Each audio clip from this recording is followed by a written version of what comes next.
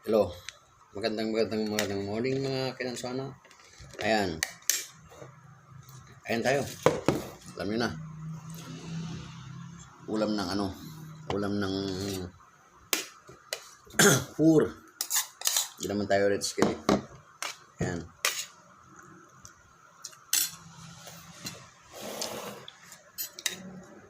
Alam nyo guys, dun sa video ko nung nakarang araw na nagalit ako sa mga nagtitext sa akin na no-offer nila ako na mag-promote daw ng sugal.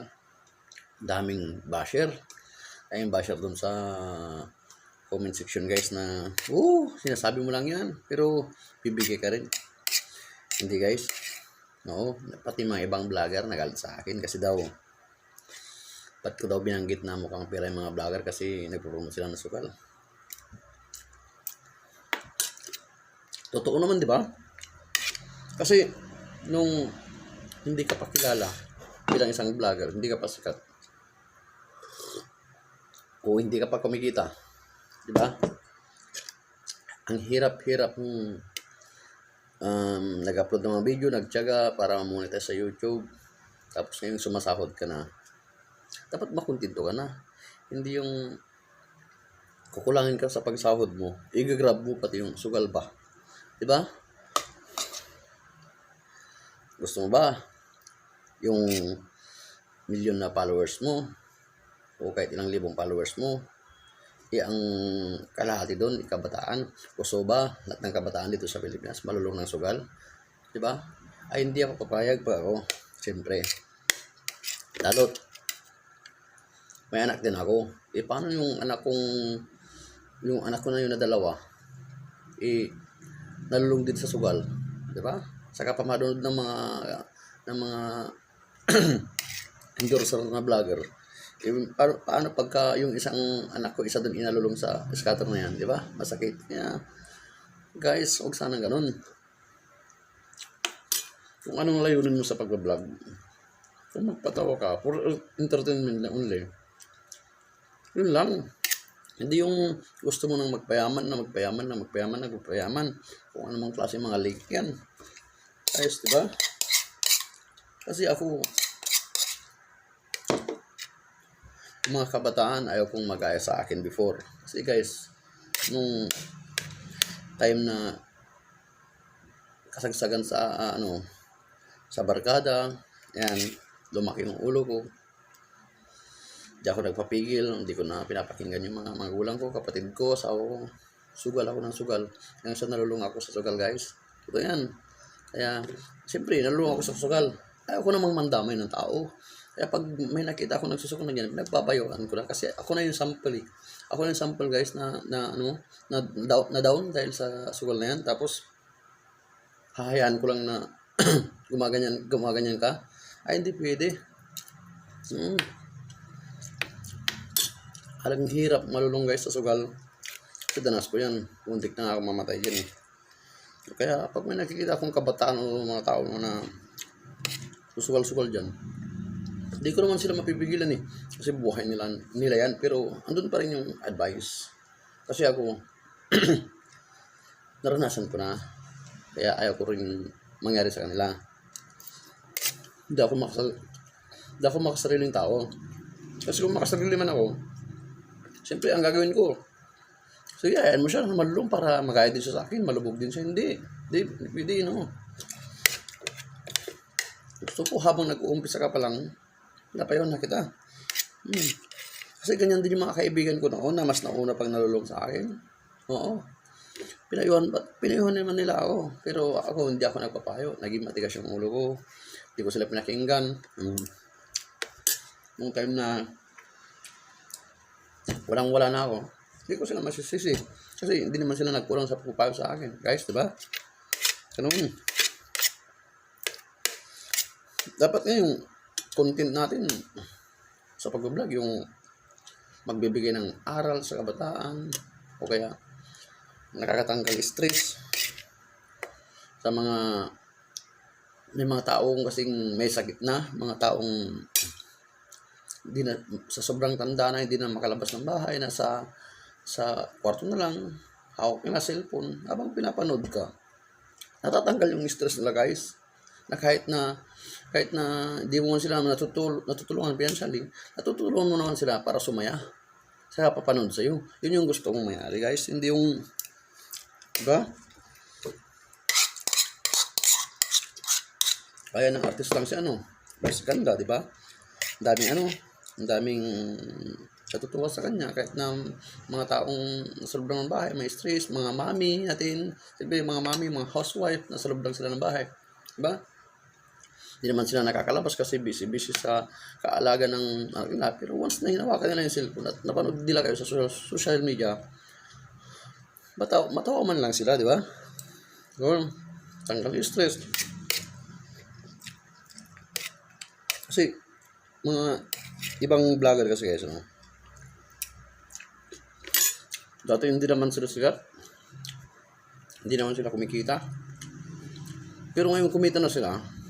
Sugal na, guys. Yung pinopromote nila. Tapos, naghahamon na sila sa sugal. Gaya ni ni Awit Gamer at saka ni Sugal, di ba? Guys, milyon-milyon yung posta nila. Di ba? Milyon-milyon. Posta nila sa bilyar.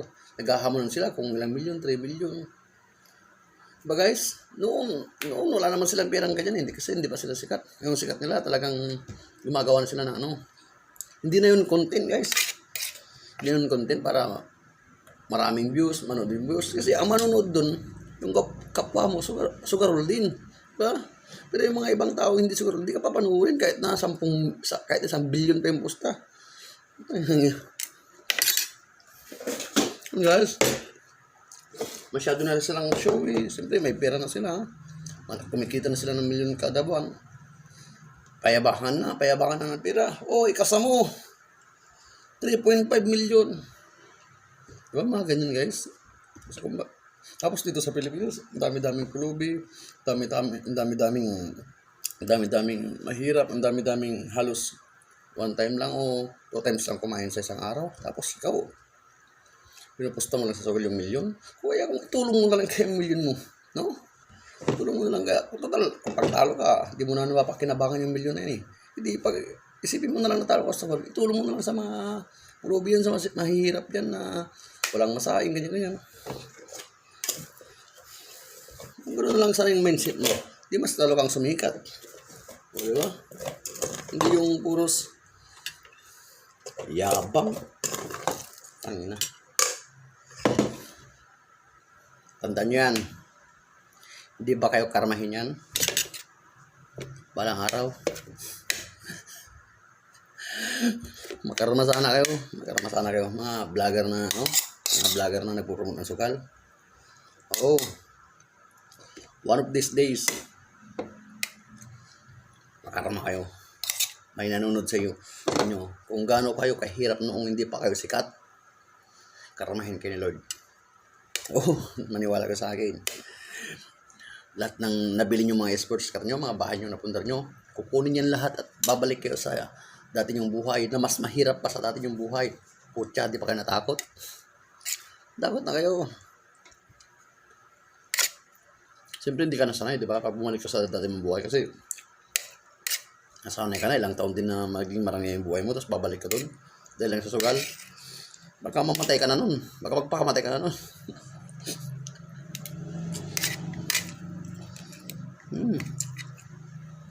Grabe, no? Talagang isa rin to mga gumagawa ng sugal ng mga to, mga link na to, mga isa rin to mga to eh. Dapat sana kung si President Duterte sana yung naging presidente, dapat sana yung maaari ng sugal mga pugo-pugo na yan, dapat tanggalin na ng ulo yan. Hindi, promise. Kasi tuwang-tuwa sila pag may natatalo kasi nanalo sila. Hindi nila alam, nakakasira sila ng buhay ng mga pamilya. Marami nang nasira guys na pamilya sa scatter na yan. Marami na. Promise. At muntik na ako dun. Guys, buti nalabanan ko talagang ang tindi ng pagkalulong. Kaya kayo ba gusto nyo siguro yung mga nagpapasugal na yan guys, gusto nilang magpayaman, makasarili sila. Hindi nila iniisip na kung makasira man sila ng buhay ng tao, kung makasira man sila ng buhay ng kapwa nila Pilipino, hindi, ang gusto lang nila, layunin nila. Diretso ang sugal, makakapagpasugal sila. Di ba? Magpasugal sila para lalo silang yumaman ng yumaman. Tayo namang mga ordinaryong sugador, pahirap hanggang wala nang makain. Ganyan. Intindi, no? Intindi ng mga sikmura. Di ba kayo karmahin yan, boss?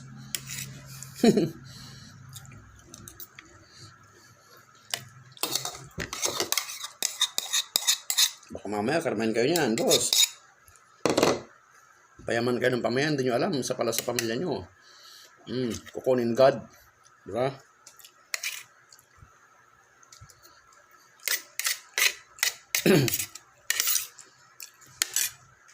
Hindi naman ako basher. Hindi naman ako basher sa mga nagpapasukan na yan. At saka hindi naman ako basher sa mga kapwa ko vlogger. Sinisir ko lang yung prinsipyo ko. Kasi kung pare-parehas lang tayo ng prinsipyo, siguro mas maunlad yung buhay ng Pilipinas. Di ba? Yung mindset mo lang yung simple buhay, patawan ng tao, hindi yung mindset mo magpasugal ka ng tao. Hindi yan.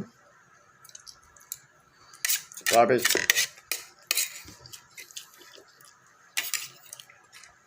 Ang isa sa pinaka-idol ko na vlogger, si B-Max. Grabe yung prinsipyo niya. Grabe yung prinsipyo ng B-Max. B-Max TV sa Berloloy. Grabe, ganun sa aking prinsipyo. Ayaw din na mag-promote ng sugal. Ganun din ako.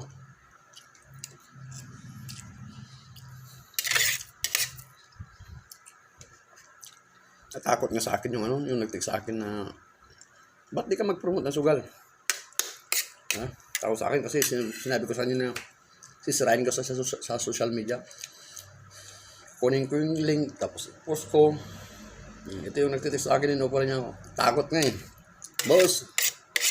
Pasensya na, boss. Ang ina mo ka? Kupal ka ba?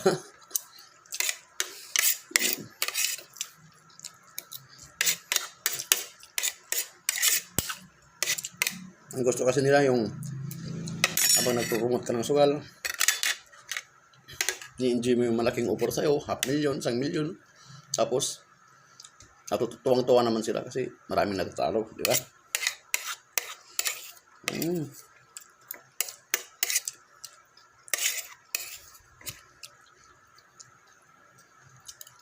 At hindi lang vlogger marami ring artista na nagpo-promote ng sugal. Yung mayon guys, yung mga nakukulangan na sa kita talaga. Kasi sa artista na nga sila, sikat na sila, kumikita na sila, sobrang dami ng expenses nila sa buhay. Kasi mga artista nga sila, kulang yung sahod nila, kaya pati sugal, promote na nila. Gaya nilang umihiya, di ba? Tagal ng artista niyan. Pero nagpo-promote pa rin ng sugal. Ganyan guys. Ganyan ka-desperado yung tao. Hindi ka na nakukontinto sa sahod mo. Kumikita ka naman, pero pupromote ka pa rin ng sugal, di ba? Minsan nga, ginagamit nila sa Facebook, ini-edit nila yung boses ni Manny Pacquiao na siya daw yung may-ari ng link na yun. Bira, paano magpapasugal si Manny Pacquiao? Ibunagin na yan. Tapos yung boses lang naman, yung bibig naman iba eh. Kaya, parang lang eh. Lips lang eh. Lip-sync lang eh. Parang lip-sync lang siya. Hindi naman si Manny Pacquiao yun. Talaga mga walang magawa sa buhay. Buti nga, di magalit sa yung tao. Siguro pag ako. At ginamit mo yung pangalan ko, sos. Wala naman akong pera, pero yan naman si Tolpo, di ba? Yan naman si Senador Torpo. Ayaw din naman ni Senador Tolpo ng sugal, di ba? Di naman sila Senador pa to. Kung wala akong pera, siguro tutulungan ako naman yan kasi maganda naman yung layunin ko.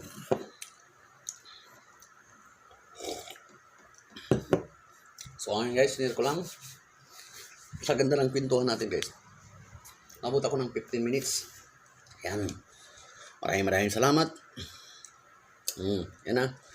Ito yung may papangako ko guys. Talagang sisikat man ako, hindi sa mundo ng pag-vlog. Never ako magpo-promote ng sugal. Pag ginawa nyo yan, tanggalin nyo ng 2 itlog ko. Promise. Kita-kits sa susunod na video.